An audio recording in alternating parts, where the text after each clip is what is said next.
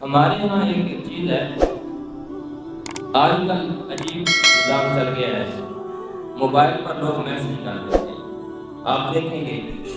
ایک دو دن پہلے ہی آنے لگ جائیں گے میسج، اور اس دن تو خاص طور پر آج بڑی بابرکت رات ہے جی، میں نے کسی کا دل دکھایا ہو تو مجھے معاف کر دینا،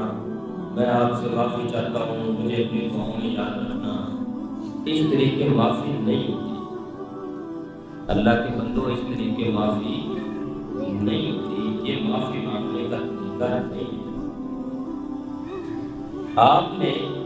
چلے سمجھنے کے لیے میں عرض کرتا ہوں، آپ کو جو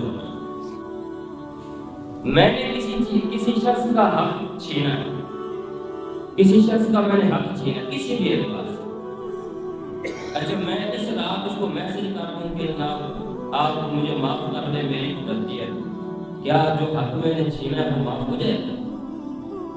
میں نے کسی کا دل دکھایا ہے، میں نے کسی کی چوری کی، کسی کے ساتھ جھوٹ بولا، کسی کے ساتھ دھوکہ کیا، کسی شخص نے کسی کے ساتھ کوئی بھی ایسا عمل کیا، اس کو ناراض کیا، اس کا نقصان ہوا، میسج کرنے سے وہ معافی ہو جائے گی؟ اس کو آپ ایک شرارتی سمجھ لیں، یہ کوئی اچھی بات نہیں ہے،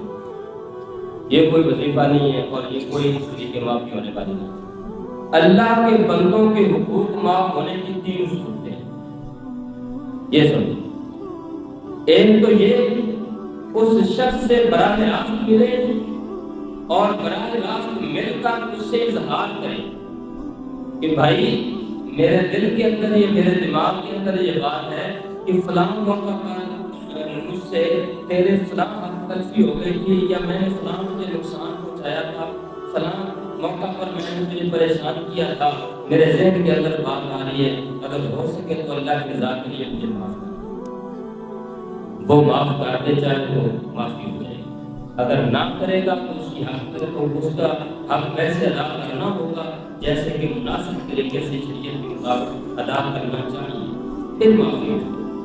دوسری صورت اس کی یہ ہے، قیامت والے روز ہماری نیکیاں اس شخص کے بلے میں جائیں اس کے مطابق جتنا ہم نے اس کا نقصان کیا، کسی کا قرض دینا تھا یا کسی پر کوئی ظلم زیادتی تھی، تو قیامت والے دن اس کے بدلے میں ہماری نیکیاں جائیں گی اس کے نام اعمال میں، اور پھر معافی ہوگی، بدلنا نہیں۔ اور تیسری صورت یہ ہے کہ اللہ رب العزت اس بندے کو اپنی جناب سے کچھ عطا فرما دے، مظلوم کو،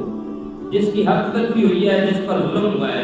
اللہ تعالیٰ اس کو اپنی جناب سے کچھ اس کے بدلے میں عنایت فرما دے، اور قیامت والے دن خود اللہ ارشاد فرمائے کہ میرے بندے، یہ میرا بندہ بھی میرا بندہ ہے تو میں اس پر مہربانی کرنا چاہتا ہوں، اس کے بدلے میں تجھے فلاں نعمت عطا فرماتا ہوں، تو وہ نعمت لے کر راضی ہو جا اور میرے اس بندے کو معاف کر۔ تو یہ تین صورتیں ہیں جس سے بندے کے حقوق معاف ہو سکتے ہیں، اس کے علاوہ والی صورت جو ہے وہ کوئی مناسب نہیں۔